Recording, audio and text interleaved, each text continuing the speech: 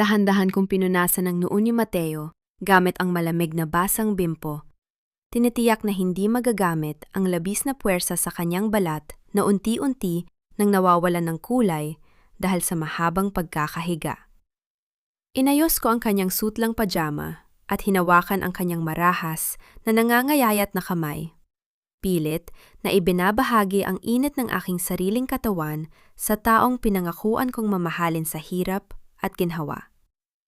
Ang marahas na pagbukas ng pinto ng silid ay lumika ng malakas na tunog na bumasag sa sagradong katahimikan ng gabi. Kasunod ng boses ni Doña Victoria na sumigaw sa mga pulis sa kanyang likuran. Arestuhin ang mamamatay tao na yan! Nahuli ko siyang naglalagay ng lason sa IV drip ng aking anak. Bago ko pa maibaba ang hawak kong palanggana, sinalubong na ako ng nakasisilaw na kislap ng mga ilaw mula sa naglalakihang kamera ng media na biglang pumasok sa silid. Ang silid tulugan na dating kanlungan ng aking pag-aalaga ay biglang naging entablado ng isang maruming palabas na idinidirehe ng aking biyenan.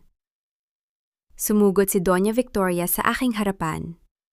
Ang kanyang mga mata ay nanlilisik sa wad na galit, habang ang kanyang mga daliri na puno ng mamahaling brilyante ay nakaturo sa aking muka. "Napakawalang puso mo, Sienna," sigaw ni Doña Victoria.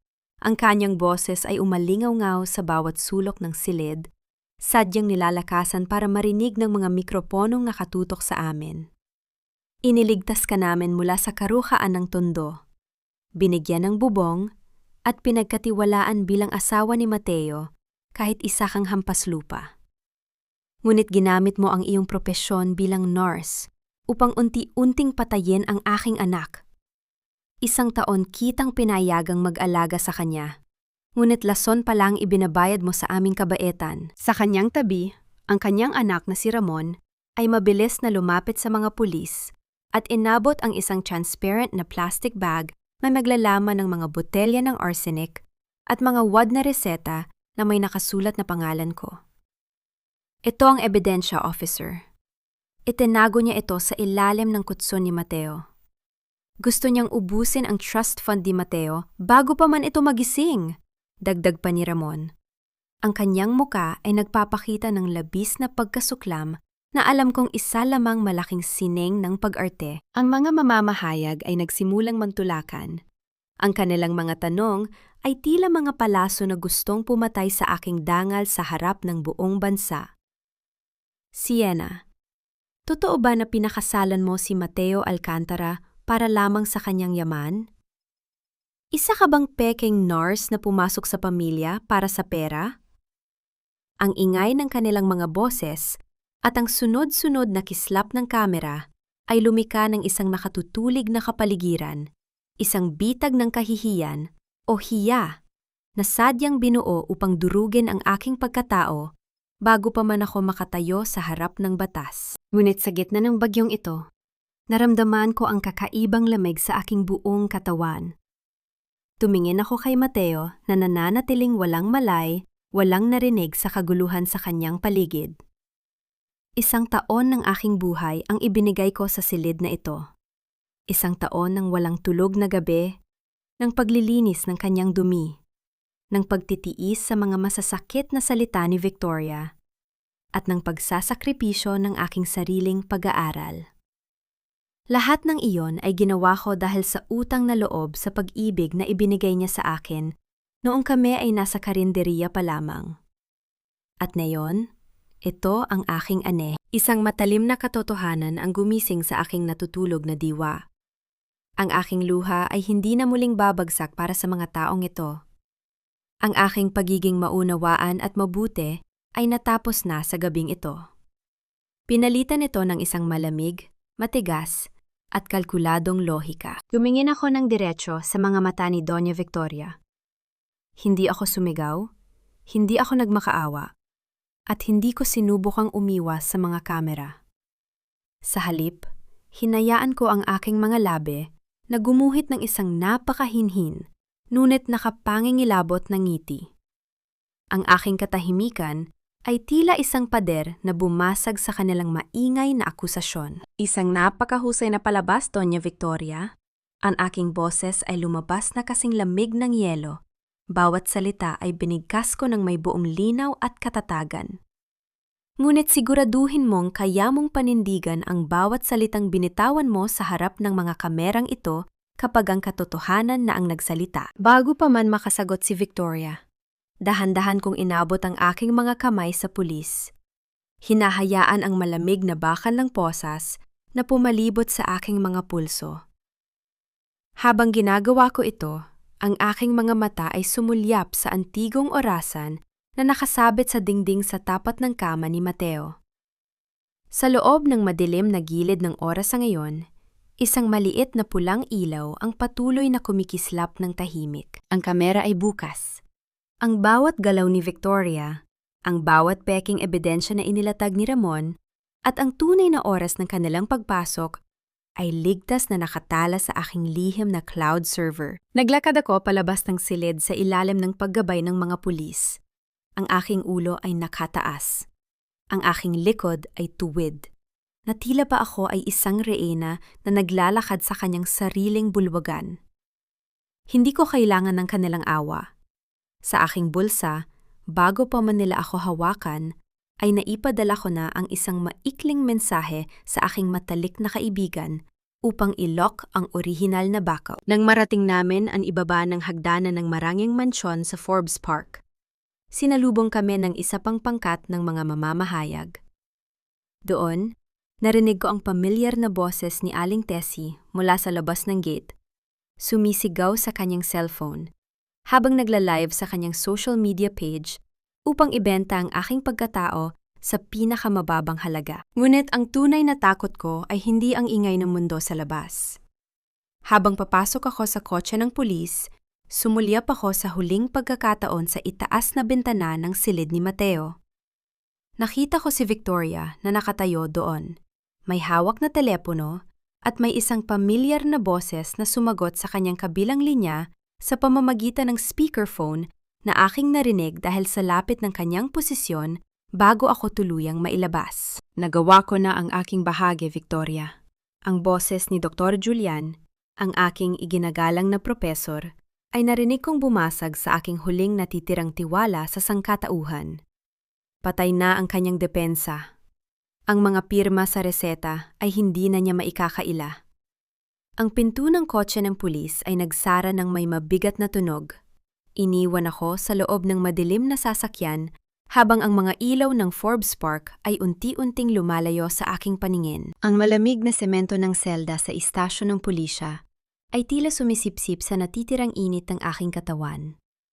Ngunit ang aking isip ay nananatiling gising, naglalakbay sa mga alaala ng nakaraan. Tila bumalik ang aking gunita noong 1 taon sa aming maliit na karinderya sa Tondo, kung saan ang amoy ng bagong lutong sinangag at mainit na kape ang tanging yaman na meron kami ng aking ama.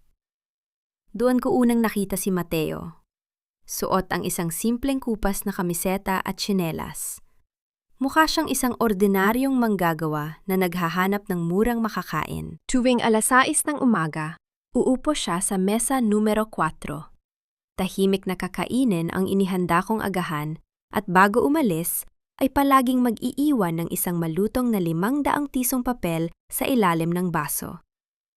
Isang araw, nantangkain kong isauli ang labis na pera dahil 50 piso lamang ang kanyang kinain, hinawakan niya ang aking kamay at numiti ng may kalungkutan. "Hindi ito tip, Sienna," bulong niya noon. "Ito ay bahagi ng pasasalamat para sa kabutihang ibinigay ng iyong ama sa aking ina noong panahong nagugutom kami sa mga kalye ng Maynila.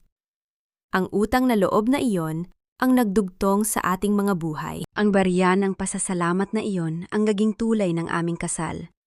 Bago ko nalaman na siya pala ang nag-iisang tagapagmana ng pamilya Alcantara na nagtatago lamang sa likod ng simpleng pagkatao upang takasan ang kasakiman ng kanyang sariling pamilya. Nabalik lamang ang aking diwa nang marinig ko ang kalansing ng mga susi ng gwardiya na naglalakad sa labas ng aking selda. Tumingin ako sa sulok kung saan nakalagay ang aking mga persona na gamit sa loob ng isang selyadong plastik.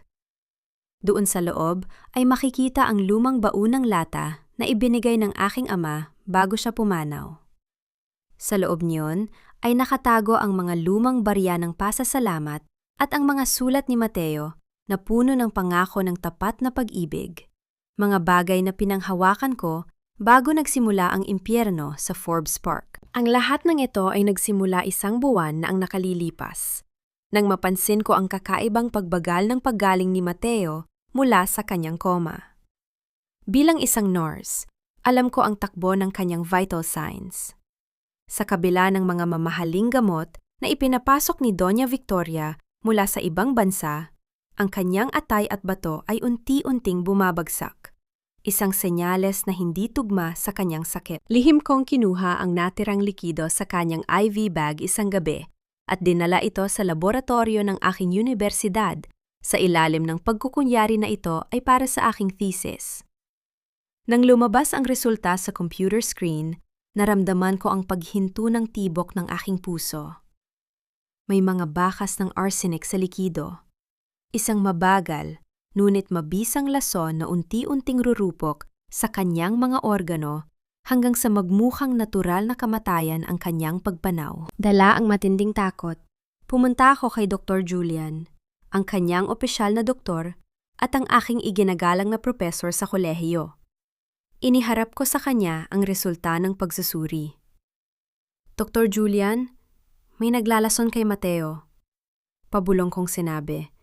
Tinitiyak na walang makaririnig sa amin sa kanyang pribadong klinika. Ngunit sa halip na magulat, nakita ko ang biglang panginginig ng mga daliri ni Dr. Julian habang hawak ang aking papel. Umiwas siya ng tingin at mabilis na itinago ang dokumento sa kanyang drawer. Sienna, isa ka pa lamang estudyante. Ang kanyang boses ay may halong panginginig na sinubukan niyang itago sa pamamagitan ng pag-ubo. Huwag kang gagawa ng mga iresponsableng akusasyon laban sa pamilya Alcantara. Maaari nitong sirain ang iyong hinaharap. Ako ang doktor at alam ko ang aking ginagawa. Ang kanyang reaksyon ang naging huling kumpirmasyon na kailangan ko. Kung ang aking guru na itinuturing kong pangalawang ama ay hindi ko mapagkakatiwalaan, ibig sabihin ay napapaligiran na ako ng mga lobo. Kaya naman, nagpa siya akong kumilos ng mag-isa. Lihim akong bumili ng isang maliit na wireless pinhole camera at inilagay ito sa loob ng lumang orasan sa silid ni Mateo na nakaturo ng diretso sa kanyang IV stand. Ikinonekta ko ang feed nito sa aking cloud storage app sa aking telepono.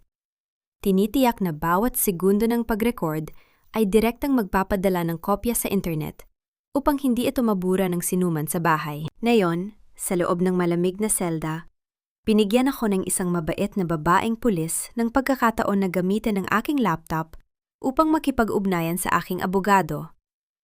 Mabilis kong binuksan ang aking account at pinasok ang nakatagong folder ng aking cloud storage upang tingnan ang video na magliligtas sa akin mula sa parusang kulong. Ngunit habang tinititigan ko ang screen, ang aking mga mata ay nanlaki sa matinding gulat. Ang folder na naglalaman ng mga video ng pag-record ay hindi mabuksan. Ang pulang loading bar sa gitna ng screen ay patuloy na umiikot ng mabilis. At ang kabuuang sukat ng aking files ay unti-unting bumababa mula sa 5 GB patungo sa 0. May isang tao na gumagamit ng administrator access upang pasukin ang aking account mula sa labas. Isang abiso ang lumitaw sa gitna ng screen na may kasamang salita na tila isang hatol ng kamatayan para sa aking kalayaan. Ang salitang deleting ay patuloy na kumikislap habang ang aking mga ebidensya ay unti-unting naglalaho ng walang maiwang bakas. Ang balita ng pagising ni Mateo ay tila isang maliit na kandila na nagsindi sa gitna ng madilim kong selda.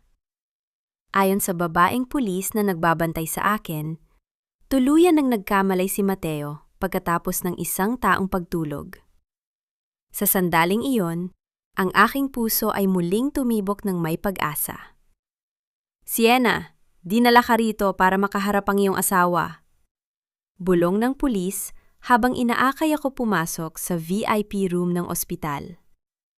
Naisip ko na kapag nakita ako ni Mateo, kapag narinig niya ang aking boses, ang lahat ng kasinungalingan ni Doña Victoria ay maglalaho na parang hamog sa umaga. Ngunit ang aking pag-asa ay mabilis na nadurog nang bumukas ang pinto ng marangyang silid.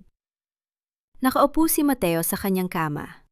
May benda ang kanyang ulo at ang kanyang mukha ay maputla pa rin. Sa tabi niya ay nakatayo si Doña Victoria. Suot ang kanyang karaniwang maskara ng isang nag-aalalang ina. Kasama ang 2 abogado ng pamilya Alcantara. Mateo. Dahan-dahan kong binigkas ang kanyang pangalan. Ang aking boses ay bahagyang nanginginig sa sabik at pag-aalala. Lumapit ako ng isang hakbang, ngunit agad akong pinigilan ng pulis na nakahawak sa aking braso. Tumingin sa akin si Mateo. Inasahan ko ang kislap ng pagkilala. Ang init na palagi niyang ibinibigay sa akin noon kami ay nasa karinderiya pa lamang. Ngunit ang kanyang mga mata ay nanatiling walang emosyon.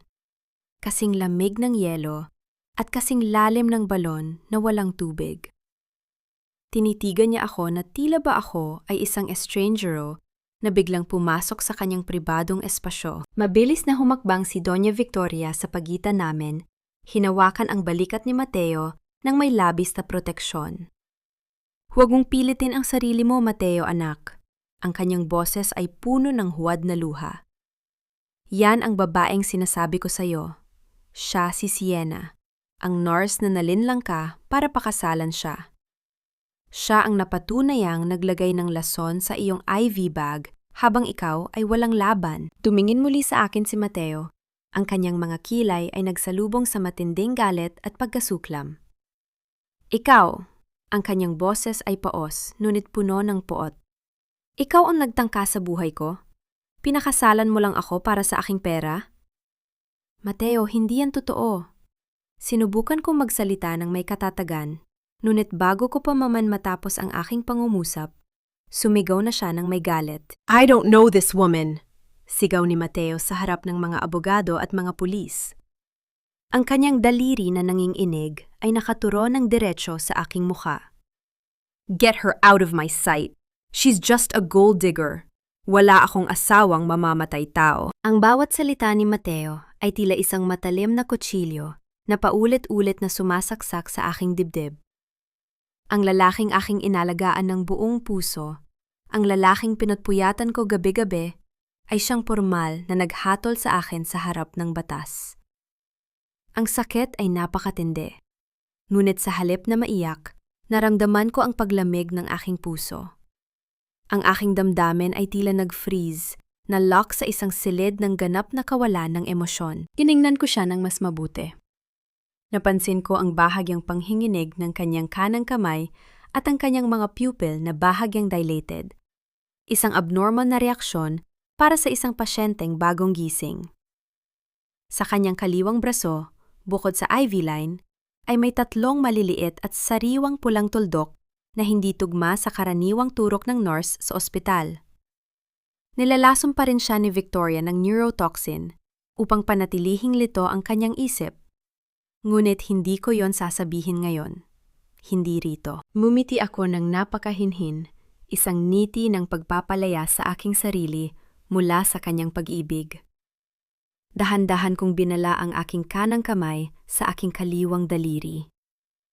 Nang walang anumang tunog, dahan-dahan kong hinila ang aking singsing sa kasal. Ang simpleng gintong singsing na binili niya noong wala pa kaming pera. Lumapit ako ng kaunti, binaliwala ang babala ng gwardiya, at marahang inilapag ang singsing sa ibabaw ng lamesa sa tabi ng kanyang baso ng tubig. Kung gayon, Mateo, ang aking boses ay malinaw, walang bakas ng lungkot o galit. Ibinabalik ko ang singsing na ito sa lalaking minahal ko sa tondo. Dahil ang estrangerong nakaupo ngayon sa kama na ito ay hindi karapat-dapat sa aking katapatan. Nagulat ang mga abogado sa aking reaksyon. Si Mateo naman ay napatingin sa singsing. May lumabas na panandaliang kalituhan sa kanyang mga mata na tila may isang alaala na pilit sumusulpot. Ngunit agad itong napawi ng hawakan ni Victoria ang kanyang kamay. Inakay na ako ng mga pulis palabas ng silid upang ibalik sa selda. Ngunit habang ang pinto ay dahan-dahang sumasara, narinig ko ang pabulong na boses ni Doña Victoria na lumapit sa tainga ni Mateo. Mabuti anak. Ngayon, pirmahan mo na ang dokumento ng paglilipat ng kapangyarihan kay Ramon para matapos na ang lahat ng gulo na idinulot ng babaeng yan. Ang huling narinig ko bago tuluyang sumara ang pinto ay ang tunog ng dulo ng panulat na dahan-dahang dinalat sa ibabaw ng magaspang na papel, isang tunog na naghudyat ng pagsisimula ng aking ganap na pagkawala ng lahat ng bagay. Dumating ang araw ng pagdinig para sa aking piyansa. Ang maliit na silid-pulungan ng korte sa Maynila ay puno ng amoy ng lumang papel, pawis, and matinding kaba. Nakaupo ako sa tabi ng aking pampublikong tagapagtanggol, isang abogadong halatang pagod at walang interes na ipaglaban ako. Sa likod ng silid, nakaupo si Doña Victoria at si Ramon. May mga ngiting nagpapakita ng kanilang maagang tagumpay. Tinatawag ng prosekusyon si Dr. Julian Santos bilang kanilang pangunahing testigo. Ang boses ng piskal ay umalingaw-ngaw sa silid. Tumingin ako sa pintuan habang dahan-dahang pumapasok si Dr. Julian. Siya ang aking paboritong propesor sa kolehiyo, ang taong nagturo sa akin na ang pagiging nurse ay hindi lamang isang trabaho, kundi isang banal na bukasyon upang protektahan ang buhay ng walang laban. Siya ang aking naging gabay nung pumanaw ang aking ama. Ngunit ngayon, naglalakad siya patungo sa witness stand nang hindi man lang tumitingin sa aking direksyon. Lumapit ang tagaulat ng korte upang panampain si Dr. Julian. Inilagay niya ang kanyang kanang kamay sa ibabaw ng banal na Biblia. Napansin ko ang matinding panginginig ng kanyang mga daliri. Ang kanyang balat ay tila nawala ng sigla, at ang kanyang mga mata ay pilit na nakatitig sa kisame upang iwasan ang aking mga tingin. Ang panginginig na yon ay hindi dahil sa kanyang edad, kundi dahil sa bigat ng kasalan ng kanyang ihahain sa harap ng Diyos at ng batas. Dr. Julian, maari mo bang ipaliwanag sa korte ang iyong nalalaman tungkol sa mga gamot na ibinibigay kay Ginoong Mateo Alcantara? Tanong ng piskal. Huminga ng malalim si Dr. Julian. Ang kanyang dibdib ay bahagyang nayanig bago siya nagsimulang magsalita. Ang aking mag-aaral, si Sienna. Ang kanyang boses ay nanginginig, ngunit pinilit niyang maging malinaw. Siya ay may labis na interes sa mga nakalalasong chemical noong siya ay nag-aaral pa lamang. Isang gabi sa ospital, dinalhan niya ako ng isang dokumento. Pinilit niya akong pirmahan ang isang reseta ng arsenic na labas sa opisyal na gamot ni Ginoong Mateo. Hinuha ng piskal ang isang papel mula sa folder at iniharap sa hukom. Ito ang reseta na may pirma ni Dr. Julian at ang wad na pirma ni Sienna. Pinatutunayan nito na ang accused ay may direktang plano na kumuha ng lason gamit ang otoridad ng kanyang guro. Tinitigan ko si Dr. Julian habang binabasa ang kanyang testimonya. Walang luha sa aking mga mata. Walang galit na sumabog sa aking dibdib. Ang naramdaman ko lamang ay ang matinding habag sa isang lalaking piniling sunugin ang kanyang sariling dangal upang protektahan ang isang lihim. Nakita ko ang isang patak ng pawis na dahan-dahang gumulong mula sa kanyang noo patungo sa kanyang pisingi. Isang tahimik na saksi ng kanyang sariling kahihiyan. Naintindihan ko na ang lahat. Hawak ni Victoria ang kanyang leeg. Ano man ang sikretong kanyang itinago, isang maling medical na operasyon sa nakaraan o isang ilegal na transaksyon, ay sapat na upang sumira sa kanyang pangalan at magpadala sa kanya sa kulungan. Upang iligtas ang kanyang sarili, pinili niyang ihain ang aking buhay bilang kapalit. Batay sa tindi ng testimonya ng isang iginagalang na doktor at ang bigat ng kasong attempted parricide, ang hukom ay nagsimulang magsalita habang inaayos ang kanyang salamin. Ang hiling para sa pansamantalang kalayaan ng akusado ay tinatanggihan ng korte. Mananatili ang akusado sa ilalim ng kustodya ng pamahalaan nang walang tiyak na petsa. Ang hatol ay natapos sa pamamagitan ng marahas na pagbaba ng maso ng hukom sa ibabaw ng kahoy na lamesa, na lumika ng isang mabigat at nakatutulig na tunog na yumanig sa aking buong pagkatao. Ang tunog na iyon ay tila ang huling kandado na sumara sa pintuan ng aking kalayaan na nagpapakulong sa akin sa dilim, habang si Victoria ay nakangiting nakatingin sa akin mula sa kabilang panig ng silid. Ang tunog ng bakal na dahan-dahang gumugulong sa riles ng pinto ng selda ay bumasag sa malalim na katahimikan ng gabi. Narinig ko ang mabibigat na yabag ng sapatos na papalapit sa aking kinalalagyan.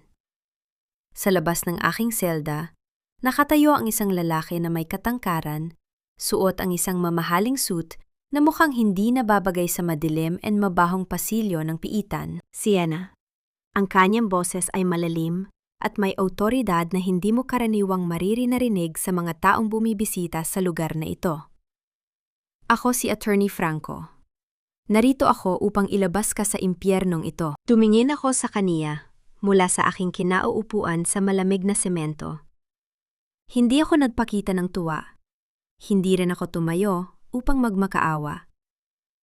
Wala akong pera para sa isang abogadong katulad mo, Attorney Franco. Mas mabuting ibigay mo ang iyong oras sa mga kliyenteng kayang bayaran ang iyong pangalan. Malamig kong sagot. Isang bahagyang ngiti ang gumuhit sa kanyang mga labi habang dahan-dahan siyang sumandal sa bakal na pinto. Sino ang nagsabi na kailangan ko ng iyong pera? Narito ako upang hawakan ang iyong kaso ng libre. Walang bayad, Sienna. Ang tanging hiling ko lang ay ibigay mo sa akin ang buong tiwala mo upang mapabagsak natin si Doña Victoria at ang kanyang anak. Tinitigan ko siya ng may matinding hinala. Sa aking buhay sa Tondo, natutunan ko na ang mga bagay na ibinibigay ng lebre ay madalas na siyang may pinakamataas na singil sa huli. Walang sikat na abogado ang mag-aaksaya ng panahon sa isang kasong attempted parricide ng walang sariling interes. Walang libre sa mundong ito, Attorney Franco. Mariin kong sinabi, habang dahan-dahang tumatayo upang harapin siya sa pagitan ng mga bakal na harang. Bakit ang isang tanyag na abogado ay mag-aaksaya ng kanyang reputasyon para sa isang mahirap na nurse na tulad ko? Ano ang tunay mong motibo? Humakbang siya ng mas malapit. Ang kanyang mga mata ay nagpakita ng isang mapanganib na kislap. Simple lang, Sienna. Gusto ko ng hustisya. At higit sa lahat, gusto kong makita ang pagbagsak ng imperyo ng pamilya Alcantara sa korte. Isang hamon na hindi ko kayang tanggihan. Habang nagsasalita siya, dahan-dahan niyang inabot ang kanyang bulsa at kumuha ng isang mamahaling panyong sutla upang punasan ang kaunting alikabok sa bakal na harang. Sa sandaling iyon, napansin ng aking mga mata ang isang maliit ngunit detalyadong burda sa sulok ng panyo. Ang titik V na kulay ginto. Isang pambabaeng burda na pamilyar sa aking paningin. Ngunit binaliwala ko muna ito upang magpatuloy sa aming negosasyon. Alam kong may nakatagong patalim sa likod ng kanyang magagandang salita. Ngunit alam ko rin na wala akong ibang pagpipilian kung gusto kong makalabas sa seldang ito. Kailangan ko ang kanyang talino at gagamitin ko ang kanyang sariling mga plano upang isulong ang aking kalayaan. Sige, Attorney Franco, seryoso kong sagot. Hawakan mo ang aking kaso, ngunit tandaan mo ito. Hindi ako isang ordinaryong kliyente na susunod lamang sa iyong bawat utos. Mabilis na kumilos si Franco. Sa loob lamang ng 3 araw, gamit ang kanyang mga koneksyon at matatalas na argumento, naghain siya ng isang urgent motion for reconsideration.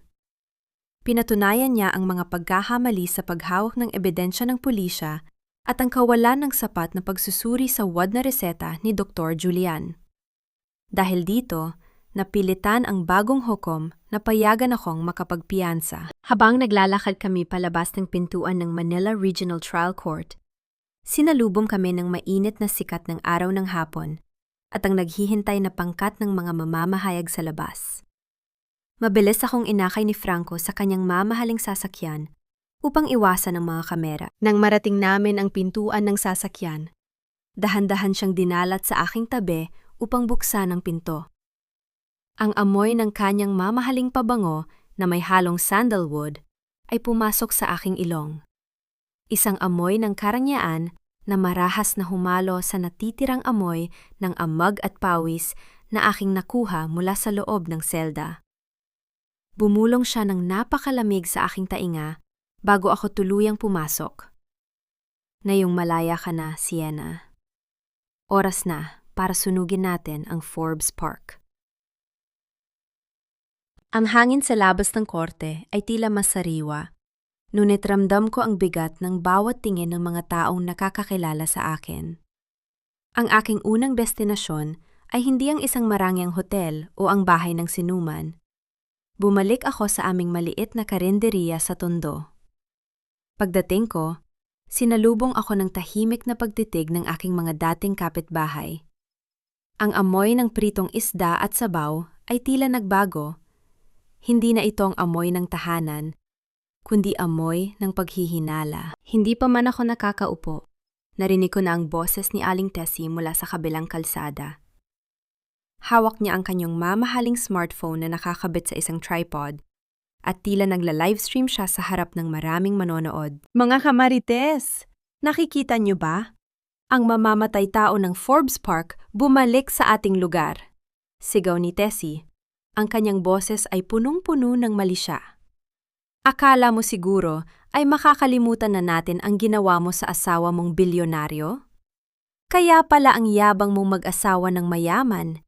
Gagamit ka lang palang ang lason para makuha ang lahat. Dahan-dahan akong naglakad patungo sa direksyon ni Tessie. Ang bawat hakbang ko ay kalmado, walang bakas ng pag-aalinlangan. Huminto ako sa tapat ng kanyang tripod at tumingin diretso sa lente ng kamera, kung saan libu-libong tao ang kasalukuyang nakatutok sa amin. Aling Tessie, wika ko. Ang aking tinig ay hindi mataas. Ngunit may otoridad na nagpatahimik sa mga tsismoso sa paligid. Ang salita ay isang talim. Kapag ginamit mo ito ng walang basehan, sa huli ay ikaw rin ang masusugatan. Kung may ebidensya ka na ako ay mamamatay tao, dalhin mo ito sa korte. Ngunit kung patuloy kang magkakalat ng kasinungalingan, handa akong gamitin ang batas upang singilin ka sa bawat sentimong nawala sa aking dangal. Napahiya si Tessie sa harap ng kanyang mga followers.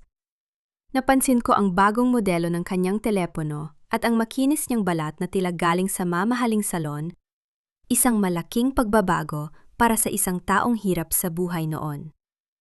Sinong nagpopondo sa kanya? Sino ang nagbabayad para sa bawat kasinungalingan na inilalabas niya? Hindi na siya nakasagot at mabilis na pinatay ang livestream. Umalis ako roon nang may marangal na tindig. Pagpasok ko sa loob ng karinderiya, isang maliit na bata ang lumapit sa akin. Siya ang anak ng aking kapitbahay. Ang batang madalas kong padalhan ng pagkain noong ako ay masaya pa sa aking karera. May iniyabot siyang isang candy, isang maliit na tanda ng kabutihan na tila isang liwanag sa gitna ng kadiliman. Sienna, huwag kang susuko! Pabulong na sabi ng bata bago siya tumakbo palabas. Umupo ako sa aking lumang mesa. Doon ko napansin ang aking telepono na kanina pa nakatago sa aking bulsa. May isang notification na lumitaw mula sa isang hindi kilalang numero. Binuksan ko ito ng may pag-iingat. Isang maikling mensahe ang nakasulat. Hindi amnesia ang sakit ng iyong asawa. Nilalason pa rin siya sa loob ng ospital. Tingnan mo ang kanyang huling reseta na nakatago sa ilalim ng locker ng kanyang nurse. Ang puso ko ay mabilis na tumibok. Kung totoo ito, ibig sabihin ay hindi tumigil si Doña Victoria sa kabila ng pagkakakulong ko. Ibig sabihin, ang aking paglaya ay hindi lamang para sa aking sarili. Kailangan kong iligtas si Mateo mula sa unti-unting kamatayan na idinulot ng sarili niyang ina. Habang nag-iisip ako ng susunod na hakbang, isang itim na luxury sedan ang huminto sa tapat ng aking karinderiya. Bumaba ang isang lalaking nakasuit. Dala ang isang dokumento na may tatak ng ospital. Ito ay isang utos ng pagpapasok sa kanyang pribadong silid para sa isang bagong pagsusuri. Ang pagkakataon ay nasa harapan ko na. Gagamitin ko ang aking kaalaman bilang nurse, hindi bilang asawa, upang pasukin ang kanilang baluarte. Ang gabi ay tila isang malaking tabing na nagtatago sa aking bawat kilos. Sa tulong ng isang lumang nursing uniform na nakuha ko mula sa isang kaibigang nurse, Nagtagumpay akong makapasok sa VIP wing ng ospital. Ang bawat hakbang ko sa makintab na sahig ay kontrolado. Ang bawat paghinga ko ay binibilang. Hindi ako ang siyena na nagmamakaawa sa korte. Ako, ang nurse na may hawak ng susi sa katotohanan. Pagdating sa silid ni Mateo, ang hangin ay may kakaibang amoy. Isang pinaghalong antiseptic at ang pamilyar na aroma ng mga chemical na ginamit sa mga naunang pagsusuri. Tulog si Mateo, ngunit ang kanyang paghinga ay mababaw at hindi regular. Sa tabi ng kanyang kama, ang IV drip ay patuloy na tumutulo. Dahan-dahan kong nilapitan ang kanyang braso. Habang sinusuri ko ang kanyang lagay, napansin ko ang 3 maliliit na marka ng karayom sa kanyang braso na sadyang itinatago sa ilalim ng kanyang hospital gown. Hindi ito bahagi ng kanyang official treatment plan. Habang wala si Ramon o si Doña Victoria, inilabas ko ang aking sariling blood syringe mula sa aking bag. Ang aking mga kamay ay hindi nanginghinig.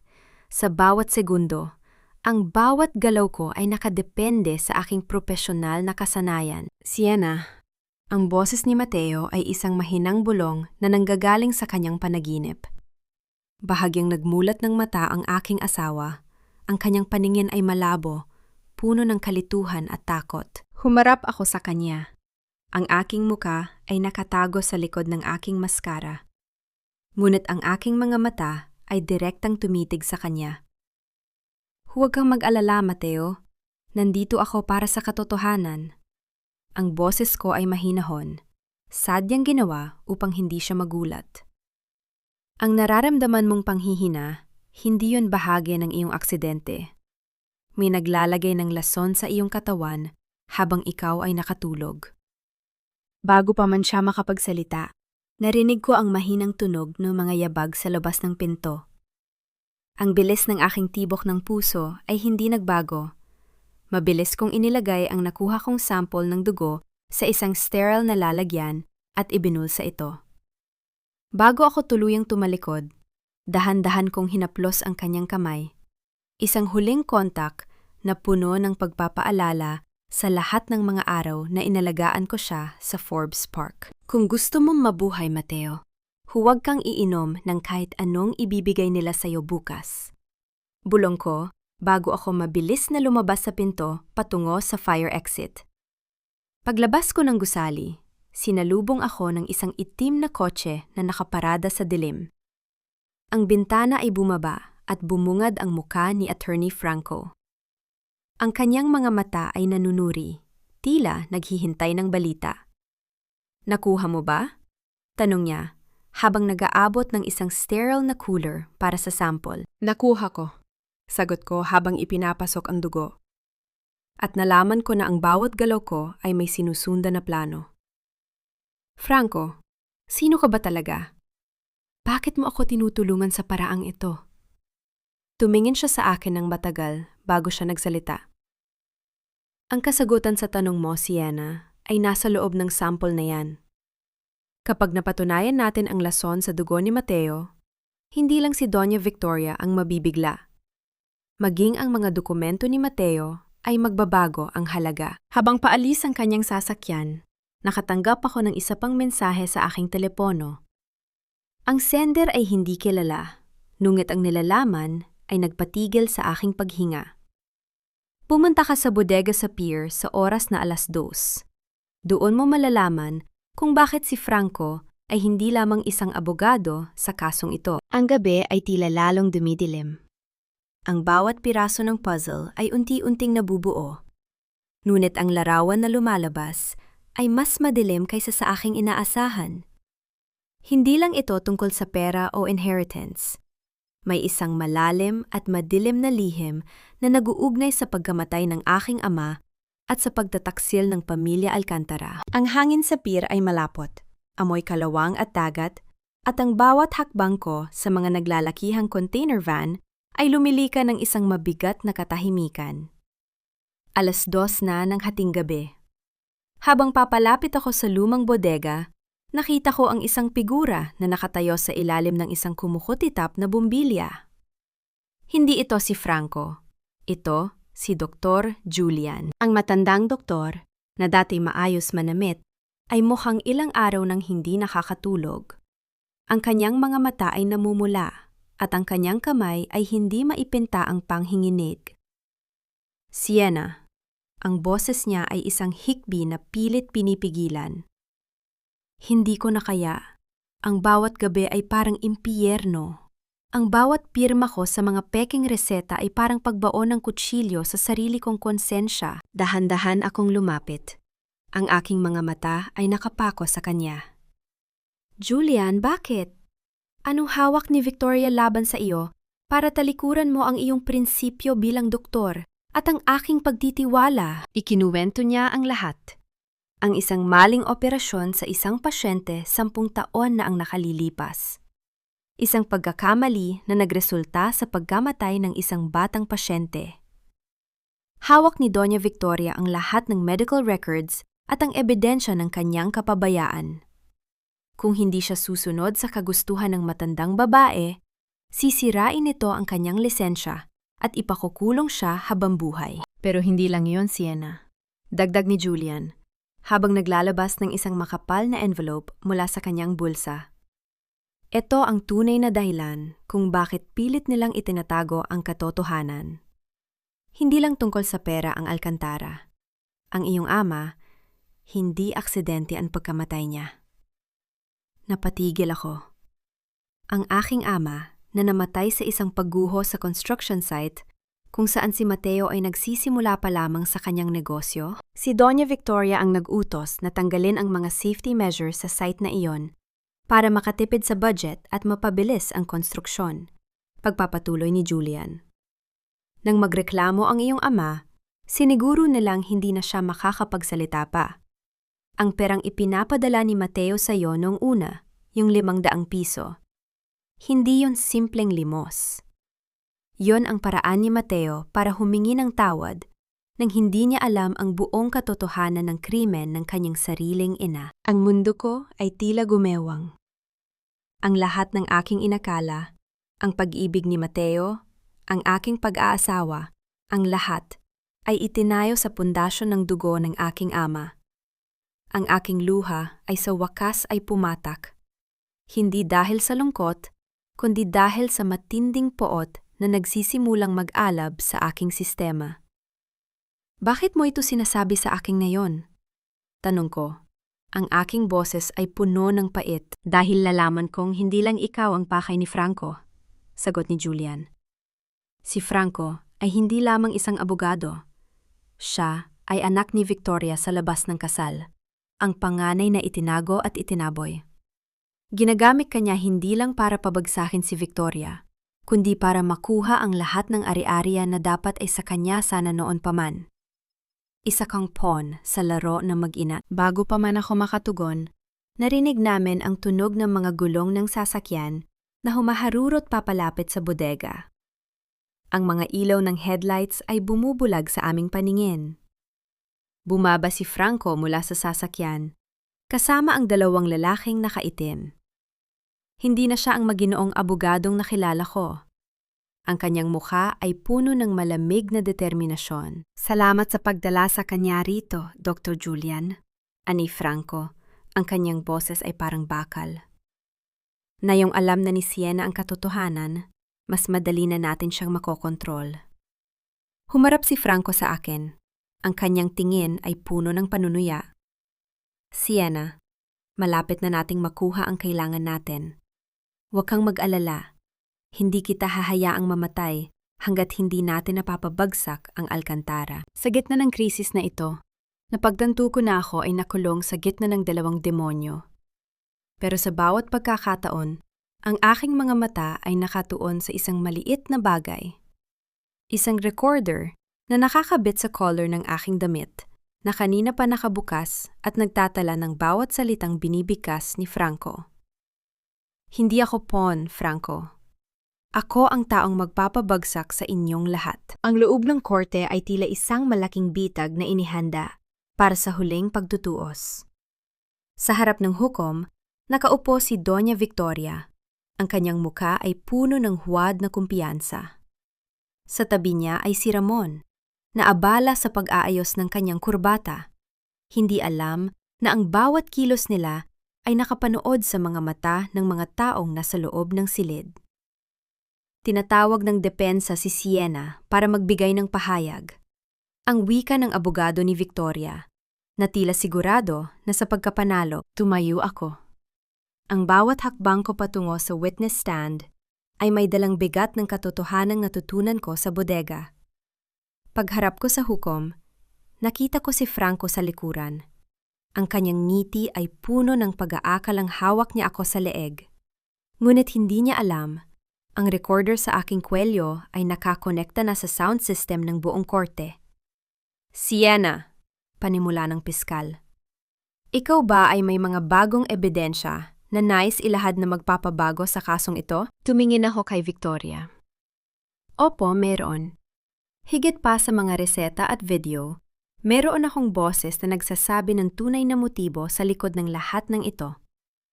Pindot ko ang isang maliit na device sa aking bulsa. Sa isang iglap, ang boses ni Franco ang umalingaw-ngaw sa buong silid. Malinaw, walang halong duda, at puno ng pag-amin sa kanyang plano na gamitin ako para makuha ang ari-ariya ng Alcantara at ang kanyang pag-amin sa pagpapatakbo ng mga ilega na transaksyon ni Victoria. Tumayo si Franco. Ang kanyang muka ay naging kasing puti ng papel. Huwad yan, pineke niyang boses na yan, sigaw niya, ngunit huli na ang lahat. Ang boses ni Dr. Julian ay sumunod din sa paglalahad ng katotohanan tungkol sa pagkamatay ng aking ama, na direktang nag-uugnay kay Doña Victoria sa krimen. Ang reaksyon ni Victoria ay hindi pagsigaw. Siya ay nanigas sa kanyang kinatatayuan habang unti-unting lumalapit ang mga pulis sa kanya. Ang kanyang mga mata ay nanlaki, tumitingin kay Ramon, na ngayon ay nagsisimula na ring manginig sa takot. Huwag niyo akong hawakan! Hindi niyo alam ang ginagawa niyo! Sigaw ni Victoria. Ang kanyang maskara ng pagiging mabait na ina ay tuluyang gumuho. Ang kanyang boses ay naging garalgal. Ang kanyang pagkatao ay nabunyag sa harap ng media at ng publiko. Sa gitna ng kaguluhan, tumingin ako kay Mateo. Siya ay nakaupo sa likuan. Ang kanyang mga mata ay unti-unting nakakakuha ng liwanag. Ang lason na matagal na niyang iniinom ay unti-unti nang nawawala sa kanyang sistema dahil sa mga aksyong ginawa ko. Nakita ko ang sakit sa kanyang mga mata. Hindi dahil sa pagkukulong sa kanya, kundi dahil sa pagkakita niya sa kanyang ina bilang isang halimaw. Hindi ako tumingin pabalik kay Franco o kay Victoria. Ang aking focus ay nasa hukom na ngayon. Ang bawat dokumento na nakuha ko mula kay Julian ay inilatag ko bilang patunay na ang lahat ng paglipat ng ari-arian ay ilegal. Ang hustisya ay hindi lamang pagpaparusa sa inyo, wika ko ng malakas. Ito ay ang pagbawi sa lahat ng ninakaw nyo mula sa dignidad ng aking pamilya. Habang inilalabas si Victoria at Ramon sa korte, ang mga flash ng kamera ay tila mga kidlat na nagdatala ng kanilang huling sandali ng kapangyarihan. Ang mga tao sa labas ng korte ay nagsimulang sumigaw, hindi na ng mga tsismis, kundi ng mga hiyaw ng pagtanggap sa katotohanan. Ang laban ay hindi pa tapos. Ngunit sa unang pagkakataon, ramdam ko ang tunay na kalayaan. Ang bawat barya ng pasasalamat na iniwan ni Mateo sa karinderiya ay naging simbolo na ng aming nakaraan. At sa pagtalikod ko sa silid na iyon, alam kong wala na akong utang na loob na kailangang bayaran sa pamilyang Alcantara. Ang huling araw sa korte ay hindi ko inasahan na magiging napakatahimik. Matapos ang magulo at maingay na pagkakaaresto kina Doña Victoria at Ramon, ang lahat ng papeles na nagpapatunay sa ilegal na paglilipat ng ari-arian ay kinansela ng hukuman. Ang lahat ng kapangyarihan ay ibinalik sa kung kanino ito dapat nararapat. Habang naglalakad ako palabas ng gusali, sinalubong ako ng malamig na simoy ng hangin. Nakatayo si Mateo sa huling baetang ng hagdanan. Hinihintay ako. Ang kanyang muka ay bakas pa rin ng pagkapagod, ngunit ang kanyang mga mata ay tila nabalik na sa dati. Ang mga matang nakilala ko noong siya ay nagtatrabaho pa lamang sa karinderiya. Sienna, tawag niya sa aking pangalan. Ang kanyang boses ay punong-puno ng pagsisisi at pagod. Lumapit siya sa akin, pilit na hawakan ng aking kamay, ngunit kusa akong humakbang paatras. Mateo, tapos na tayo. Sagot ko. Ang aking tinig ay matatag at walang bakas ng pag-aalinlangan. Alam ko na hindi ko kayang bayaran ang bawat luha na ipinatak mo. Ang aking ina, ang aking pamilya, pilit kong itinatama ang lahat. Sienna, bumalik ka sa akin. Tayong dalawa lang, sa Forbes Park, magsisimula tayong muli. Tiningnan ko siya ng diretso sa kanyang mga mata. Nakita ko ang lalaking minahal ko, ngunit nakita ko rin ang mga peklat ng nakaraan na hinding-hindi na maghihilom. Ang pag-ibig, Mateo, ay hindi sapat para takpan ang dugo ng aking ama. Ang Forbes Park ay hindi ko naging tahanan. Ito ay naging bilangguan ng aking dignidad. Ang pagbabalik sa iyo ay pagbabalik sa bilangguang iyon. Dahan-dahan kong kinuha ang aking singsing sa kasal na ibinalik sa akin ng mga abogado noong nakaraang linggo. Ipinatong ko ito sa kanyang palad. Salamat sa bawat 500 piso na iyong iniwan sa aking mesa noon. Iyon ang tanging tunay na bagay sa ating relasyon. Ang natitira ay laro lamang ng kapangyarihan na hindi ko na nais panglahukan. Iniwan ko siyang nakatayo doon. Ang kanyang figura ay unti-unting lumiliit, habang ako ay nagpapatuloy sa paglalakad patungo sa aking sasakyan. Hindi ako lumingon. Hindi ako umiyak. Sa unang pagkakataon, ang tanging nararamdaman ko ay ang magaan na tibok ng aking puso. Isang pintig ng isang babaeng malaya, hindi na hawak ng utang na loob, hindi na hawak ng nakaraan. Habang nagmamaneho ako palabas ng syudad, ang radyo ay nagpapatugtog ng isang lumang kanta na madalas naming marinig sa tondo. Binuksan ko ang bintana, hinahayaang ang hangin, ang tumangay sa lahat ng alaala ng sakit.